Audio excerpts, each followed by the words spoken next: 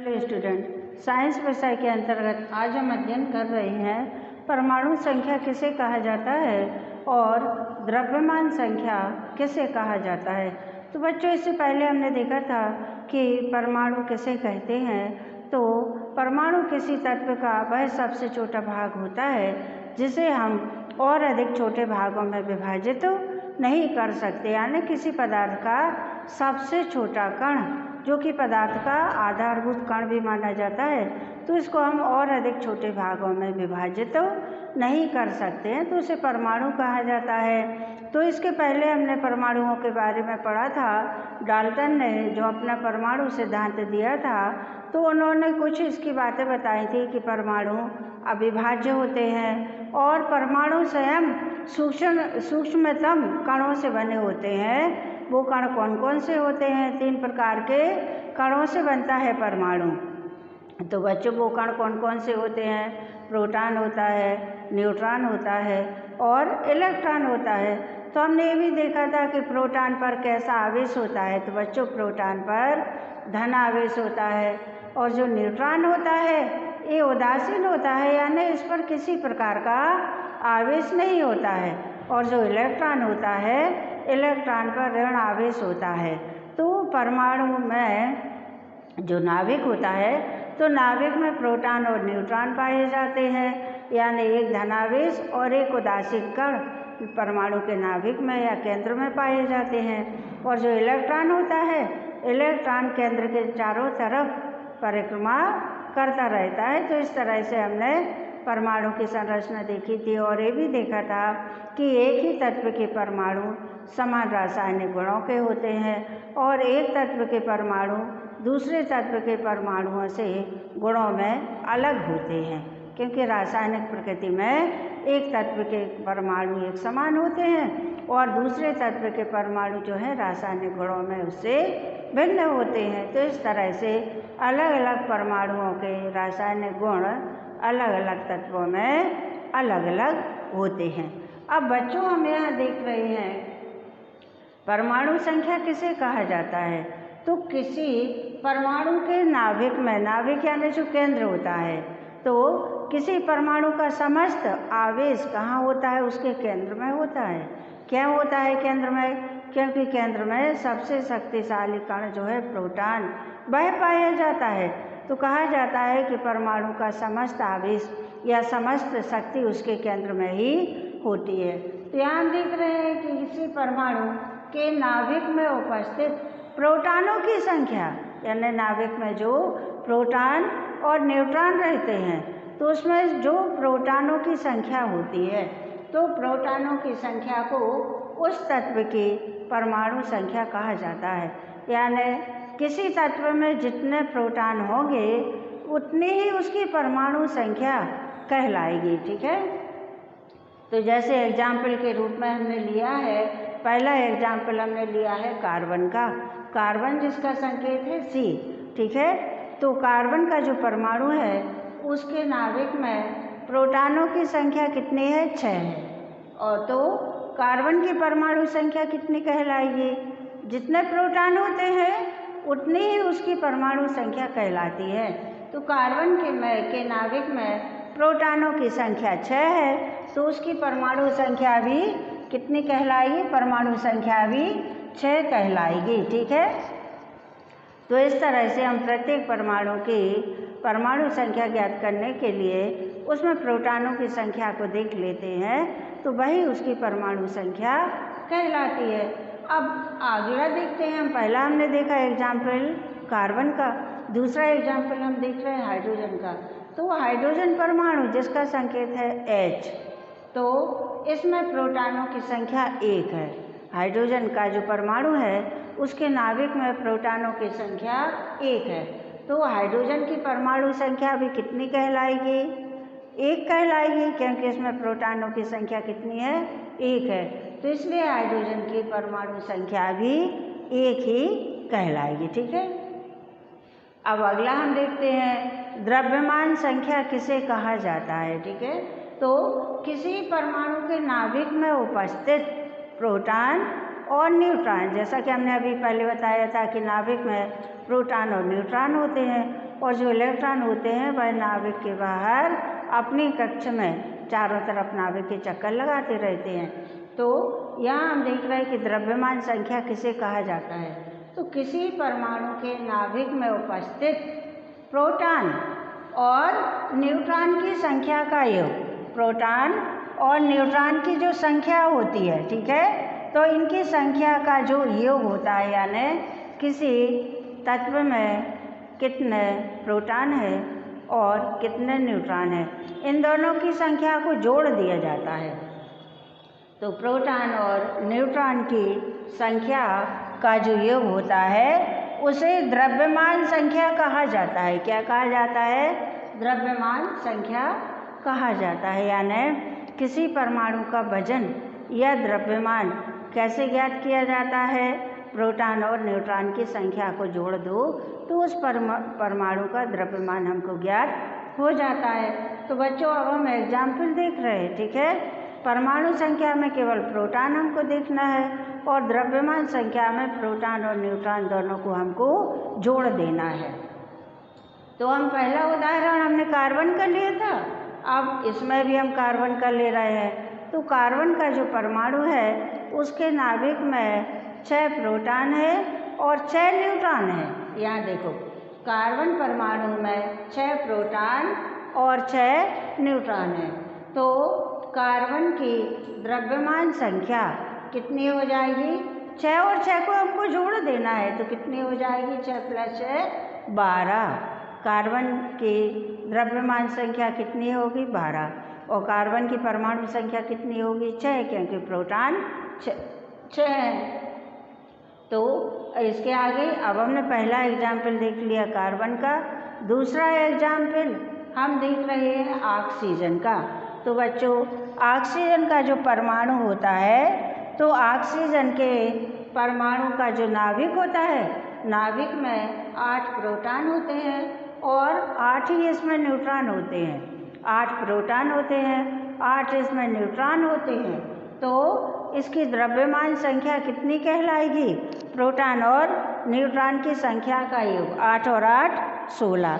तो इस तरह से बच्चों हमने किस किस की देख ली? कार्बन की हमने परमाणु संख्या ज्ञात कर ली, द्रव्यमान संख्या ज्ञात कर ली, हाइड्रोजन की परमाणु संख्या ज्ञात कर ली और हमने ऑक्सीजन की द्रव्यमान संख्या यहाँ पे ज्ञात कर ली, ठीक है। अब हम कुछ अन्य तत्व हैं जिनके हम परमाणु संख्या और द्रव्यमान संख्या आपको बता रहे हैं, ठीक है। तो जैसा कि हाइड्रोजन ऊपर लिखा हुआ है, हाइड्रोजन में 1 प्रोटॉन है तो उसकी परमाणु संख्या कितनी हो गई? 1। इसी तरह से हीलियम जो पदार्थ है या तत्व है, तो हीलियम में प्रोटॉनों की संख्या 2 है। हीलियम में प्रोटॉनों की संख्या 2 है, तो हीलियम की परमाणु संख्या भी कितनी कहलाएगी? 2 कहलाएगी। इसी तरह से नाइट्रोजन का जो परमाणु है, तो उसमें प्रोटॉनों की संख्या 7 है, तो इसकी परमाणु संख्या भी कितनी कहलाएगी? 7 कहलाएगी। इसी तरह से ऑक्सीजन को हम लेते हैं, तो ऑक्सीजन में प्रोटॉनों की संख्या, यहाँ देखो, ऑक्सीजन में प्रोटॉनों की संख्या कितनी है? 8, तो उसकी परमाणु संख्या कितनी कहलाएगी? 8। तो इस तरह से हम परमाणु संख्या ज्ञात करने के लिए किसी तत्व के नाभिक में उपस्थित प्रोटॉनों की संख्या को हम देख लेते हैं, तो उसकी परमाणु संख्या में ज्ञात हो जाती है। अब इसी तरह से और हम द्रव्यमान संख्या के और कुछ उदाहरण देख रहे हैं। तो द्रव्यमान संख्या में प्रोटॉन और न्यूट्रॉन दोनों को जोड़ दिया जाता है। तो यहाँ हमने देखा कार्बन की द्रव्यमान संख्या निकलेगी 6 + 6 यानी कि 12। और यहाँ सेकंड पर लिखा हुआ है ऑक्सीजन, तो ऑक्सीजन की द्रव्यमान संख्या कितनी निकलेगी? इसमें 8 प्रोटॉन है और 8 न्यूट्रॉन है, तो ऑक्सीजन की द्रव्यमान संख्या निकलेगी 16। इसी तरह से कुछ और अन्य पदार्थ हैं जिनकी हम द्रव्यमान संख्या की जानकारी यहाँ पे देख रहे हैं, ठीक है। तो बच्चों, एक आता है सोडियम, ठीक है। सोडियम का जो तत्व होता है, तो उसमें प्रोटॉनों की संख्या है 11 और न्यूट्रॉनों की संख्या है इसमें 12। प्रोटॉन इसमें 11 है और न्यूट्रॉन इसमें 12 है। तो अगर हमको परमाणु संख्या बतानी है तो परमाणु संख्या तो हम 11 बता देंगे क्योंकि 11 प्रोटॉन है। लेकिन अगर द्रव्यमान संख्या बतानी है तो हम क्या करेंगे, प्रोटॉन और न्यूट्रॉन को जोड़ देंगे। तो 11 प्रोटॉन है और 12 न्यूट्रॉन है, तो इनकी द्रव्यमान संख्या हम कितनी बता देंगे, 11 और 12 23। ठीक है, तो इसकी द्रव्यमान संख्या आ जाएगी 23। इसी तरह से एक पदार्थ है मैग्नीशियम, तो मैग्नीशियम में प्रोटॉनों की संख्या है 12, तो परमाणु संख्या तो 12 हम बता देंगे और द्रव्यमान संख्या बताने के लिए इसमें हम देखेंगे कितने प्रोटॉन है कितने न्यूट्रॉन है। तो बच्चों इसमें 12 प्रोटॉन है और 12 ही न्यूट्रॉन है, तो उसकी द्रव्यमान संख्या हम कितनी बताएंगे, 12 और 12 24। ठीक है, तो इसकी द्रव्यमान संख्या मैग्नीशियम की हम बता देंगे 24। इसी तरह से बच्चों क्लोरीन है। ठीक है, तो क्लोरीन का जो परमाणु है, तो क्लोरीन परमाणु में प्रोटॉनों की संख्या 17 है। क्लोरीन में प्रोटॉनों की संख्या 17 है और न्यूट्रॉनों की संख्या इसमें 18 है। क्लोरीन परमाणु में प्रोटॉन की संख्या 17 है और न्यूट्रॉन की संख्या 18 है, तो परमाणु संख्या हम 17 बता देंगे। और जब द्रव्यमान संख्या बतानी होगी तो हम 17 और 18 को जोड़ देंगे, तो 17 और 18 कितने बता देंगे, उसकी द्रव्यमान संख्या हम बता देंगे 35।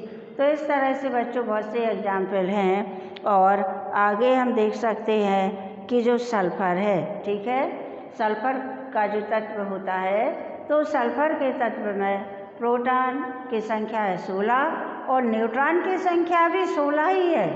ठीक है, तो प्रोटॉनों की संख्या यानी परमाणु संख्या हम कितनी बता देंगे, परमाणु संख्या हम 16 बता देंगे। और जब द्रव्यमान संख्या हमको बतानी होगी तो 16 और 16 को हम जोड़ देंगे, तो कितना निकल आएगा इसमें, 16 दूनी 32। द्रव्यमान संख्या 32 हो जाएगी, जबकि उसकी परमाणु संख्या कितनी रहेगी, परमाणु संख्या उसकी 16 ही रहेगी।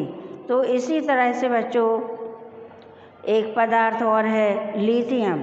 ठीक है, अब हम लिथियम का उदाहरण लेते हैं। तो लिथियम जो कि अत्यंत मुलायम तत्व है, ठीक है, और क्रियाशील तत्व है। आपने सुना होगा सोडियम, पोटेशियम, लिथियम, ये बहुत ही क्रियाशील तत्व हैं। तो इनको ऑक्सीजन से क्रिया कराने से रोकने के लिए इनको मिट्टी के तेल में डुबा के रखा जाता है, क्योंकि ये बहुत ही जल्दी ऑक्सीजन से क्रिया कर लेते हैं, तो ये जलने लगते हैं, ज्वलनशील पदार्थ हैं। ठीक है, तो अब हम यहाँ देख रहे हैं कि लिथियम जो तत्व है, तो लिथियम में प्रोटॉनों की संख्या 3 है, जबकि इसमें न्यूट्रॉनों की संख्या 4 है।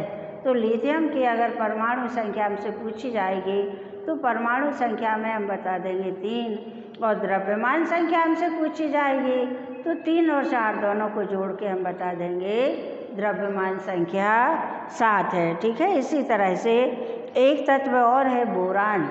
तो बोरान में प्रोटॉनों की संख्या तो 5 है, लेकिन न्यूट्रॉनों की संख्या इसमें 6 है, तो परमाणु संख्या हम बता देंगे 5 और इसकी द्रव्यमान संख्या में हम 6 और 5 को जोड़ के बता देंगे 11।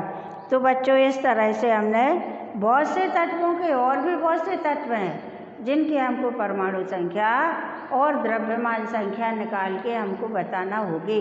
तो हमको ये तरीका आना चाहिए कि प्रोटॉन को देख के हम उसकी परमाणु संख्या बता देते हैं और जितने उसमें न्यूट्रॉन और प्रोटॉन हैं उनको जोड़ के हम उनकी द्रव्यमान संख्या बता देते हैं। ठीक है बच्चों, तो इस तरह से परमाणु संख्या और द्रव्यमान संख्या का हमने यहाँ आकलन किया।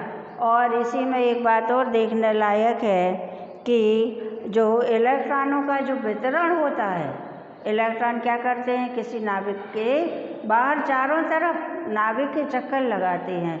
तो बच्चों प्रोटॉन और न्यूट्रॉन तो नाभिक के अंदर होते हैं। अब जो इलेक्ट्रॉन होते हैं, तो मान लो किसी परमाणु में कम इलेक्ट्रॉन है तो उसमें एक ही कोष बनता है, और किसी परमाणु में बहुत ज़्यादा इलेक्ट्रॉन है तो जितने ज़्यादा इलेक्ट्रॉन होते हैं उतने ही ज़्यादा कोष या कक्षाएं उस परमाणु की बनती हैं। क्यों? क्योंकि इलेक्ट्रॉनों की संख्या हर कक्षा में निश्चित होती है। जैसे कि केंद्र के बाहर की जो पहली कक्षा है वो के कोष या के कक्ष कहलाता है, और उसके बाद का जो कक्ष है या कोष है वो एल कोष कहलाता है। उसके बाद का जो कोष है वो एम कोष कहलाता है, उसके बाद का जो कोष है वो एन कोष कहलाता है। तो इस तरह से जिस परमाणु में जितने अधिक इलेक्ट्रॉन होते हैं उस परमाणु में कोष या कक्ष भी उतने ही अधिक होते हैं, क्योंकि प्रत्येक कोष में इलेक्ट्रॉनों की संख्या निश्चित रहती है। जैसे मान लो किसी परमाणु में 4 इलेक्ट्रॉन है तो के कोष में 2 इलेक्ट्रॉन ही रहेंगे, और 2 से अधिक जितने इलेक्ट्रॉन होंगे वो से आगे की कोष में निकल जाते हैं। तो इसमें के कोष में 2 आ जाएंगे। अब इसमें से 2 इलेक्ट्रॉन बचे तो 2 इलेक्ट्रॉन के आगे वाला जो कोष है एल कोष, 2 इलेक्ट्रॉन एल कोष में चले जाएंगे, और इस तरह से इनकी अपनी अपनी कक्षा निश्चित होती है। अब मान लो कोई तत्व ऐसा है जिसमें 11 इलेक्ट्रॉन है तो 11, तो पहले कोष में निश्चित 2 रहते हैं, दूसरे कोष में निश्चित 8 रहते हैं, ठीक है। तो पहले कोष में तो 2 आ जाएंगे, बाकी के 9 इलेक्ट्रॉन बचे तो दूसरे कोष में 8 आ जाएंगे। के कोष में 2 आ गए, एल कोष में 8 आ गए, अब 10 हो गए, 10 के बाद में एक और बचा तो 1 इलेक्ट्रॉन उससे आगे वाला जो कोष है या कक्ष है उसमें स्थानांतरित हो जाएगा। तो बच्चों प्रत्येक कोष या कक्ष में इलेक्ट्रॉनों की एक निश्चित संख्या रहती है और उसी के अनुसार ही अपनी निश्चित कक्ष में केंद्र के चारों तरफ परिक्रमा या चक्कर लगाते रहते हैं, ठीक है। ओके बच्चों।